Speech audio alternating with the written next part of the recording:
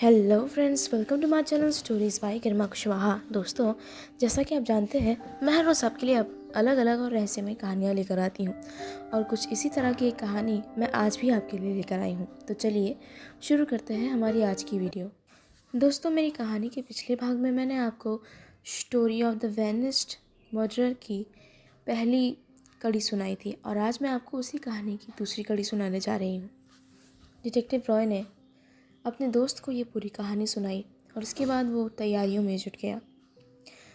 उसे एक दो दिन बाद ही मिसेस कपूर के घर जाना था क्योंकि वो केस की बारीकी से छानबीन करना चाहता था और इसके लिए उसका मिसेस कपूर के घर में जाना बेहद ज़रूरी था।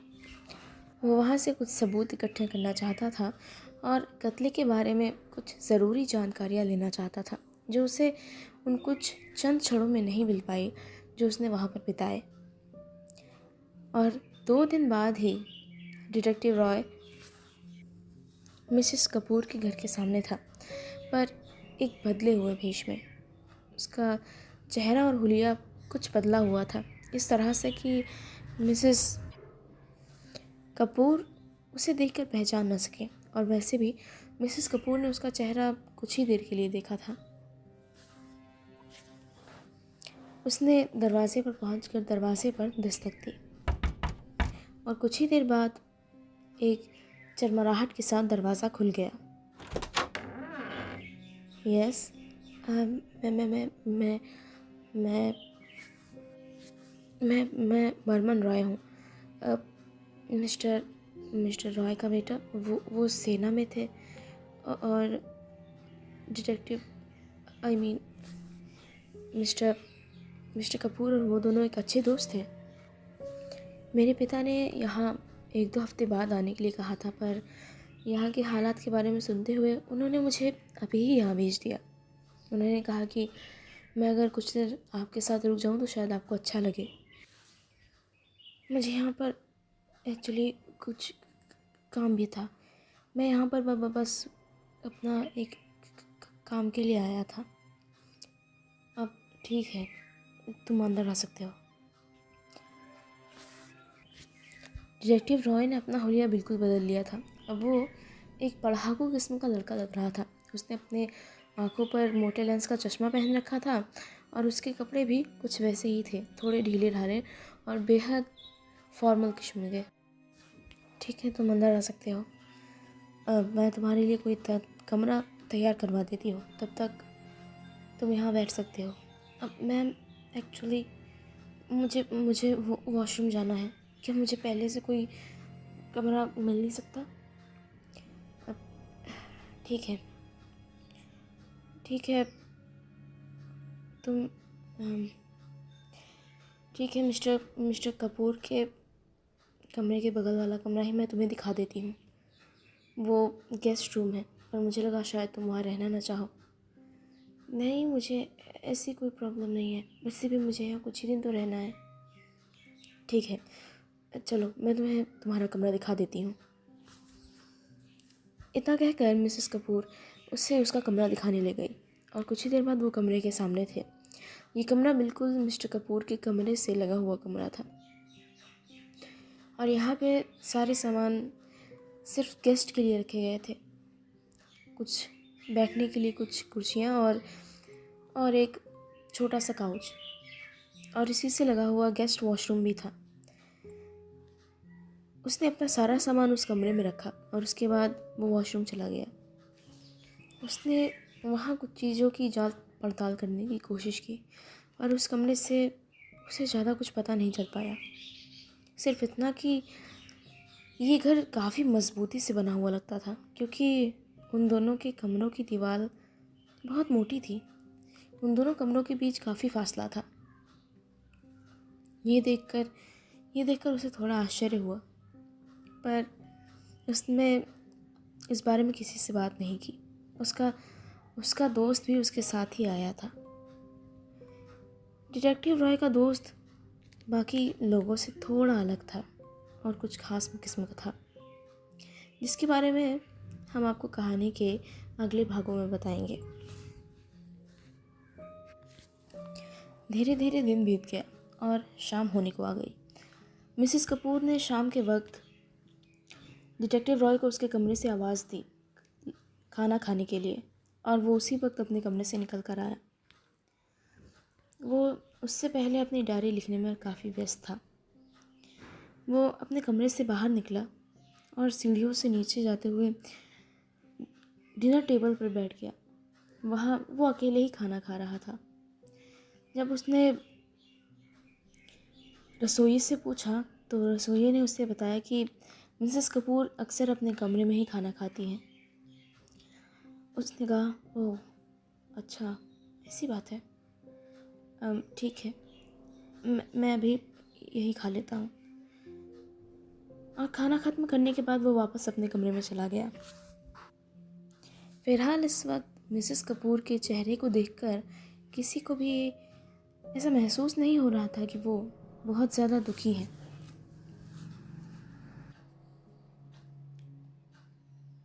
फिलहाल उनके साथ जैसा हादसा बीता था उस हिसाब से उन्हें काफ़ी उदास होना चाहिए था, पर वो अपनी चीज़ें और रोज़मर्रा के काम उसी तरह कर रही थी जैसे वो हमेशा किया करती थी। डिटेक्टिव रॉय चीज़ों की छानबीन करते हुए और केस के बारे में हर एंगल से सोचते हुए अपना वक्त निकाल रहा था। उसका दोस्त भी कमरे में उसके साथ ही था।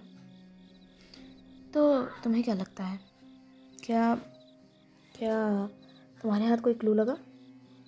फिलहाल कुछ अजीब चीज़ें हैं और उन्हें जोड़ने की एक छोटी सी कड़ी अगर मुझे कहीं से मिल जाए तो मैं ज़रूर इस केस का सिरा पकड़ सकता हूँ। और उसके बाद एक बार सिरा पकड़ में आ जाए तो इस खेल का अंत भी मिलेगा ही ज़रूर। हाँ वो तो ठीक है, पर तुम ये करोगे कैसे? मैं उसी बारे में सोच रहा हूँ। फिलहाल अगर तुम ज़्यादा बात ना करो तो अच्छा है, किसी को भी यहाँ मेरी सच्चाई के बारे में पता ना चल पाए। बस एक आखिरी बात, तुम्हें आखिर ये कहानी, ये बहाना सूझा कैसे? मेरा मतलब कि बर्मन बर्मन रॉय की कहानी, मेरा मतलब कि तुम उनके दोस्त के लड़के हो वगैरह वगैरह। मुझे ये कहानी सूझी नहीं, मैंने बकायदा इसके लिए स्टडी की। अब जैसा कि मिसेस कपूर ने बताया था, मिस्टर कपूर को डायरिया लिखने का शौक़ था और रात देर वक्त जागते हुए वो डायरिया लिखा करते थे। और जब मैं उनके कमरे में गया तो मुझे वो डायरी नज़र भी आई उनकी टेबल पर, और उसके बीच के कुछ पन्ने खुले हुए थे जो ज़्यादा पुराने नहीं दिखते थे, क्योंकि उनकी लिखाई और उनकी इंक, मैं उसकी गंध को भी महसूस कर पा रहा था। और इंक जब पुरानी हो जाती है तो आप उसकी गंध को महसूस नहीं कर सकते। और इस बात से मैंने अंदाज़ा लगाया कि उन्होंने वो पन्ना ज़रूर आसपास ही लिखा होगा। जल्दबाजी में मैं उसमें ज़्यादा तो कुछ नहीं पढ़ पाया, पर हाँ इतना ज़रूर पढ़ा कि उनके एक दोस्त हैं जिनका बेटा पढ़ाई के सिलसिले में उनके पास रहने के लिए आना चाहता है, सिर्फ 2 या 3 महीने दिन के लिए, क्योंकि उसे यहाँ पर कुछ सर्टिफिकेट्स और कुछ ऐसी चीज़ें निकलवानी थी। ओह हाँ, और फिर मैंने सोचा कि अपना हलिया उसी के हिसाब से बदल देना चाहिए। और तुम्हें कैसे पता कि मिसेस कपूर ने उसे देखा नहीं होगा? क्योंकि उनकी डायरी में ये लिखा था कि हम बहुत सालों से नहीं मिले, कई सालों बाद इसी बहाने तुम्हारे बेटे से मिलना हो जाएगा, और तुम जब उसे वापस लेने आओगे तो तुमसे भी मिलना हो जाएगा। ओह अब समझ में आई बात। फिलहाल के लिए अब चुप हो जाओ, मुझे किसी के कदमों की आवाज़ आ रही है।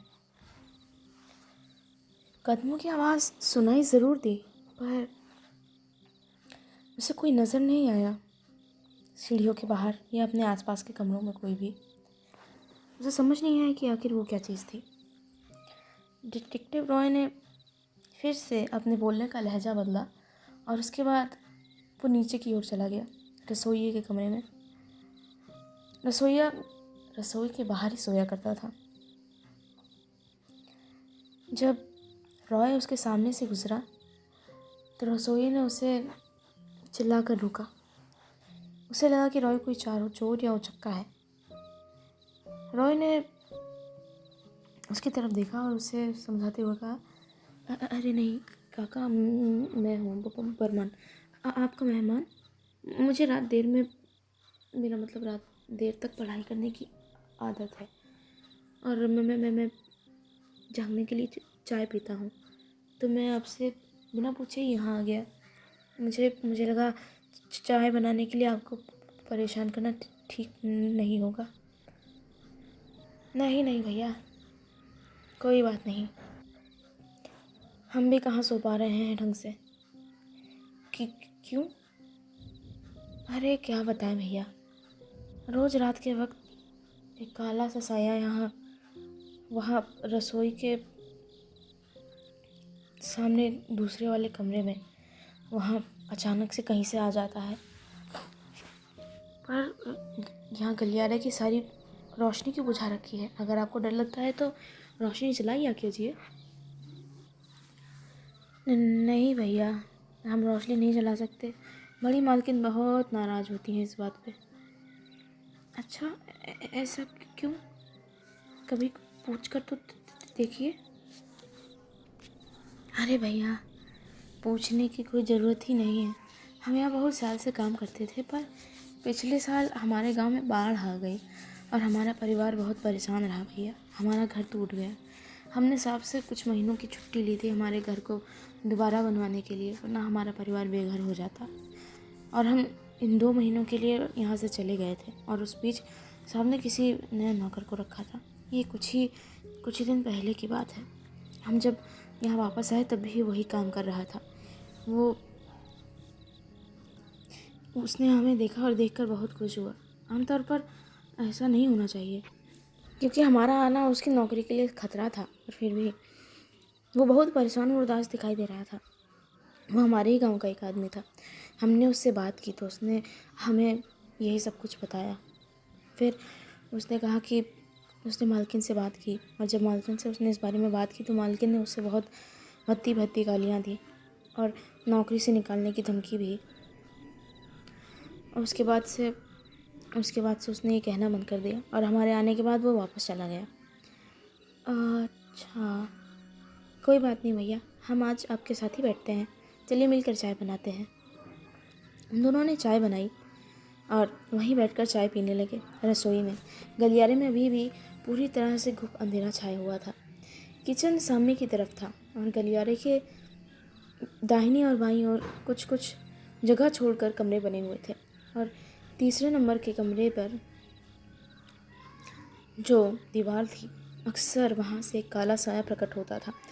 और वो काला साया अचानक बीच रात में कहाँ से आता है, इस बारे में किसी को नहीं पता होता था। रात का काफ़ी वक्त बीत चुका था। रात के 2 बज रहे थे। डिटेक्टिव रॉय ने अपनी आंखें बंद कर रखी थी। तभी अचानक एक हलचल हुई और उसने फ़ौरन अपनी आंखें खोल दी।